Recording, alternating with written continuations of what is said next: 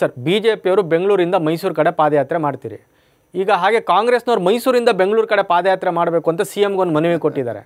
ಇದು ಕ್ಲಾಶಿಗೆ ಕಾರಣ ಆಗೋಲ್ವಾ ಮಧ್ಯೆ ಯಾವುದಾದ್ರೂ ಒಂದು ಕಾಮನ್ ಪಾಯಿಂಟಲ್ಲಿ? ಸಪೋಸ್ ಮಾಡಿದರೆ ಅವರು ಮಾಡಲಿ, ಅದನ್ನು ಸ್ವಾಗತವನ್ನು ಮಾಡ್ತೀನಿ. ಬಿಜೆಪಿ ಕಾಲದಲ್ಲಿ ಏನೆಲ್ಲ ಹಗರಣಗಳಾಗಿದೆ ಅದೆಲ್ಲ ಜನರಿಗೆ ತಿಳಿಸ್ಬೇಕು ಅಂತ ಸ್ವಾಮಿ ಮೈಸೂರಿಂದ ಬೆಂಗಳೂರಿಗೆ ನಾವು ಪಾದಯಾತ್ರೆ ಮಾಡೋಣ ಅಂತ ಎಲ್ಲ ಮನವಿ ಕೊಟ್ಟಿದ್ದಾರೆ. ಸಮಯ ವ್ಯರ್ಥ ಮಾಡೋದ್ರ ಬದಲು ಬೇಗ ಏನೇನಾಗಿದೆ ಎಲ್ಲೋ ತನಿಖೆ ಶುರು ಮಾಡಲಿ.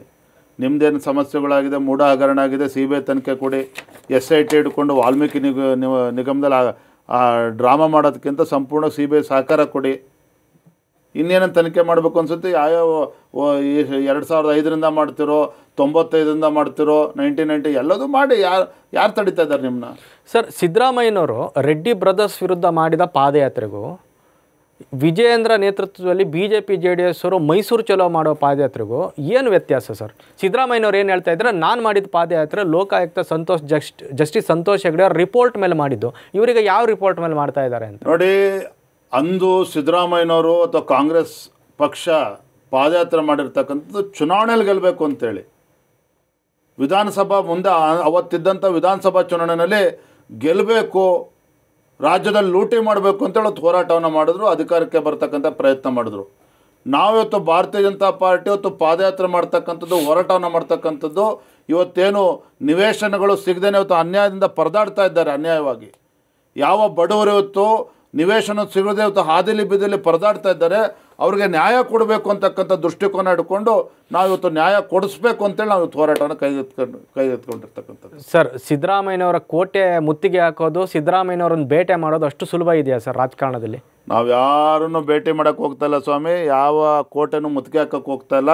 ಬಡವರ ಪರವಾಗಿ ನಾವು ಹೋರಾಟವನ್ನು ಮಾಡ್ತಾ ಇದ್ದೇವೆ, ಚಳುವಳಿಯನ್ನು ಮಾಡ್ತಾ ಇದ್ದೇವೆ, ಪಾದಯಾತ್ರೆಯನ್ನು ಮಾಡ್ತಾ ಇದ್ದೇವೆ. ಅವರಿಗೆ ನ್ಯಾಯ ಕೊಡಿಸೋವರೆಗೂ ಕೂಡ ನಾವು ಹೋರಾಟವನ್ನು ಮಾಡ್ತೇವೆ. ಅದನ್ನು ಹತ್ತಿಕ್ಕತಕ್ಕಂಥ ಕೆಲಸ ಯಾವುದರಿಂದ ಕೂಡ ಮಾಡೋದಕ್ಕೆ ಸಾಧ್ಯ ಇಲ್ಲ. ಸರ್, ರಾಜ್ಯದಲ್ಲಿ ಅನೇಕ ಜ್ವಲಂತ ಈಗ ಡೆಂಗ್ಯೂ ಎಲ್ಲ ಕಡೆಯಲ್ಲಿ ಇದೆ, ಸಾವಿರಾರು ಕೇಸ್ಗಳಿದ್ದಾವೆ. ಆಮೇಲೆ ಉತ್ತರ ಕನ್ನಡ ಜಿಲ್ಲೆ ಶಿರೂರು ಅಂತ ಒಂದು ಭಾಗದಲ್ಲಿ ಗುಡ್ಡ ಕುಸಿದು ಅಲ್ಲಿ ಸರ್ಕಾರದವರೆಲ್ಲ ಹೋಗಿಲ್ಲ ಅಂತ ನಿನ್ನೆ ದೇವೇಗೌಡರು ಲೋಕಸಭೆಯಲ್ಲೆಲ್ಲ ಪ್ರಸ್ತಾಪ ಮಾಡಿದ್ದಾರೆ. ಸರ್, ಯಾಕೆ ಸರ್ಕಾರ ಕೆಲವು ವಿಚಾರಗಳ ಬಗ್ಗೆ ಕಣ್ಮುಚ್ಚಿದೆ? ನಮ್ಮ ಇಷ್ಟ ರೀ. ನಾವು ಮೊನ್ನೆ ಅಸೆಂಬ್ಲಿ ಚುನಾವಣೆ ಗೆದ್ದಿದ್ದೇವೆ, 136 ಶಾಸಕರಿದ್ದಾರೆ, ನಾವು ಖುಷಿ ಬಂದಂಗೆ ಮಾಡ್ತೇವೆ, ನೀವ್ಯಾರು ಕೇಳೋಕ್ಕೆ ಅನ್ನೋ ಭಾವನೆಯಲ್ಲಿ ಇವತ್ತು ಸಿದ್ದರಾಮಯ್ಯ ಸರ್ಕಾರ, ಕಾಂಗ್ರೆಸ್ ಸರ್ಕಾರ ಇರ್ತಕ್ಕಂಥದ್ದು. ಅವತ್ತು ಶಿರೂರಿನಲ್ಲಿ ಉತ್ತರ ಕನ್ನಡ ಜಿಲ್ಲೆನ ನಾನು ಕೂಡ ಅಲ್ಲಿ ಭೇಟಿಯನ್ನು ನೀಡಿದ್ದೆ. ಯಾರು ಮನೆಗಳು ಇವತ್ತು ಕುಸಿದೋಗಿತ್ತು, ಮನೆಗಳು ತೊಳೆದೋಗಿದೆ ಇದರಲ್ಲಿ, ನದಿ ಇದರಲ್ಲಿ, ಆ ಮನೆಗಳಿಗೆ ಬಡವರನ್ನ ಮಾತಾಡ್ಸಕ್ಕಂಥ ಪ್ರಯತ್ನ ಮಾಡಿದ್ದೇನೆ. ಆದರೆ ಪಾಪ ಈ ಸರ್ಕಾರಕ್ಕೆ ಅದು ಸಮಯ ಕೊಡೋದಕ್ಕಾಗಿಲ್ಲ. ಒಂದು ಹೇಳ್ತೇನೆ ವಿನಾಯಕ್ ಅವರೇ, ಅಲ್ಲಿ ಶಿರೂರು ಪಕ್ಕದಲ್ಲಿ ಪಾಪ ಒಬ್ಬ ಬಡವ ಕ್ಯಾಂಟೀನಲ್ಲಿ ಏನು ಕೆಲಸ ಮಾಡ್ತಾಯಿದ್ದ. ಆ ಬಡವನಿಗೆ 3 ಜನ ಮಕ್ಕಳಿದ್ದಾರೆ. 3 ಜನ ಮಕ್ಕಳಿದ್ದಾರೆ. ಅವನು ಕೂಡ ಆ ನದಿನಲ್ಲಿ ಇವತ್ತು ಪ್ರಾಣ ಕಳೆದುಕೊಂಡಿದ್ದಾನೆ. ಬಾಡಿ ಇನ್ನೂ ಸಿಕ್ಕಿಲ್ಲ, ಅದು ಬೇರೆ ಪ್ರಶ್ನೆ. ಆದರೆ ಕುಟುಂಬನ ಮಾತಾಡ್ಸಕ್ಕಂಥ ಸೌಜನ್ಯವನ್ನು ಕೂಡ ಸರ್ಕಾರ ತೋರ್ಸೋಕ್ಕಾಗಿಲ್ಲ. ಇದು ರಾಜ್ಯದ ದುರಂತ. ಅಲ್ಲ, ಕುಮಾರಸ್ವಾಮಿ ಅವರು ಹೋದ್ರೂ ಅಲ್ಲಿ ಕೆಲವು ಅಡ್ಡಿಗಳಾದವು ಅಂತ ಕುಮಾರಸ್ವಾಮಿ ಅವ್ರು ಹೋದಾಗೂ ಕೂಡ ಅಡ್ಡಿ ಮಾಡಿದ್ದಾರೆ. ಆದರೆ ನಾನು ಕೂಡ ಹೋಗಿ ಅಡ್ಡಿ ಮಾಡ್ತಕ್ಕಂಥ ಪ್ರಯತ್ನ ಮಾಡಿದ್ರು ಸಹ ಎಲ್ಲರನ್ನೂ ಕೂಡ ಭೇಟಿ ಮಾಡ್ಕೊಂಬಂದಿದ್ದೇನೆ.